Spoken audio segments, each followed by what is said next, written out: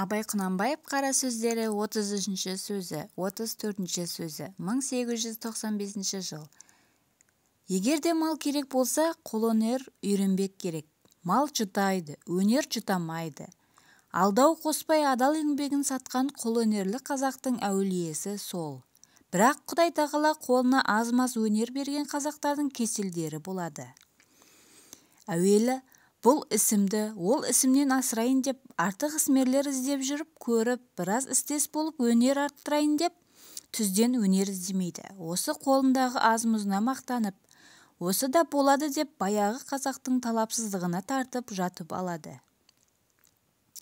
Екінші, ерінбей істей беру керек қой. Бір-екі қара тапса, малға бөге қалған кісімсіп, маған мал жоқ па?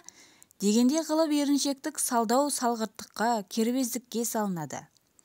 Үшінші, дархансың ғой, өнерлісің ғой шырағым, немесе ағеке нең кетеді? Осы қанамды істеп бер дегенде маған да біреу жалынарлыққа жеткен екенмін деп мақтанып кетіп, пайдасыз алдауға, қу тілге алданып, өзінің уақытын өткізеді және анаған дүниенің қызығы алдауды білген дегізіп, көңілінде мақтандырып кетеді. Төртінші, тамыршылдау келеді. Бағанағы алдамшы шайтан тамыр болалық деп бір болымсыз нәрсені берген болып, артынан үйтемін бүйтемін, қарқ қыламын дегенге мәз болып, тамырым, досым десе, мен де керектінің бірі болып қалыппын ғой деп, және жасынан іс істеп, үйден шықпағандық қылып, жоқ барға тырысып, алдағанды білмей, дереу оның жетпегенін жеткіземін деп, тіпті жетпесе өзінен қосып қылып бер дегеннің бәрін қылып беріп, күні өтіп, еңбек қылар уақытынан айырылып, жоғары шыққа қарық болып, тамақ, киім, борыш есінен шығып кетіп, енді олар қысқан күні біреудің малын бұлдап қарызға алады. Оны қылып берейін, мұны қылып берейін деп, соныменен табыс құралмай, борышы асып, дауға айналып, адамшылықтан айырылып, қор болып кетеді. Осы несі екен? Қазақтың баласының өзі алдағыш болып тұрып, және өзге біреуге алдатқыш болатұғыны қалай? 34-ші сөзі. Жұрттың бәрі біледі өлетұғынын, және өлім үнемі қартайтып келмейтұғынын, бір алғанды қайта жібермейтұғынын. Қазақ осығанда амал жоқ, нанады. Анық өз ойына, ақылына тексертіп нанбайды. Және хамманы жаратқан Құдай бар. Ақиретте сұрау алады. Жамандыққа жазғырады, жақсылыққа жарылғайды.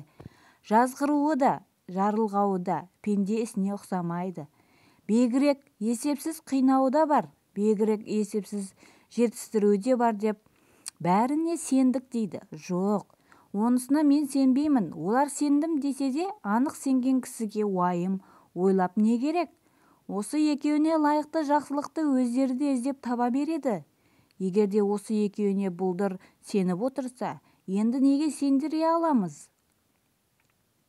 Оны қайтып түзете аламыз. Оларды мұсылман деп қалайша иманы бар ғой дейміз.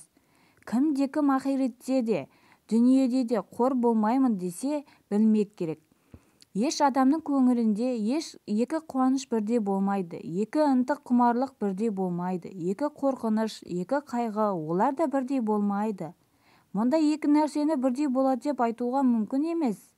Олай болғанда қай адамның көңілінде дүние қайғысы, дүние қуанышы, ақирет қайғысынан, ақирет қуанышынан артық болса, мұсылман емес.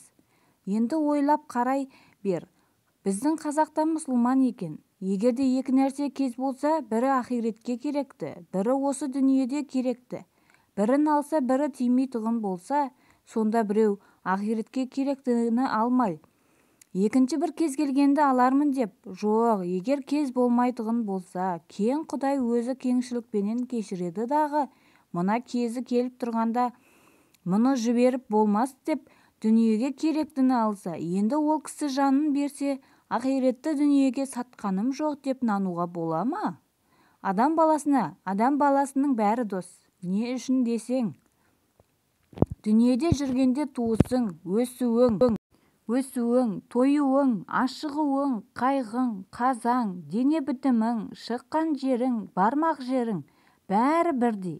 Ақиретке қарай өлуің, көрге кіруің, шіруің, көрден мақшарда сұралуың, бәрі бірдей. Екі дүниенің қайғысына, пәлесіне қаупің, екі дүниенің жақсылығына рахатың, бәрі бірдей екен. 5 күндік өмірің бар ма жоқ па? Біріңе бірің қонақ екенсің, өзің дүниеге де қонақ екенсің. Біреудің білгендігіне, білместігін таластырып, біреудің бағына, малына күндестік қылып, я көрсе қызарлық қылып, көз аластырмақ лайық па? Тілеуді Құдайдан тілемей, пендеден тілеп, өз бетімен еңбегімді жандыр демей, пәленшенікін әпер демек, ол Құдайға айтарлық сөз бе? Құдай біреу үшін біреуге жәбір қылуына не лайығы бар? Екі ауыз сөздің басын қосарлық не ақылы жоқ, не ғылымы жоқ бола тұра, өзімдікін жөн қыламын деп, құр ой Тәңірі-ай деп таласа бергеннің несі сөз? Оның несі адам?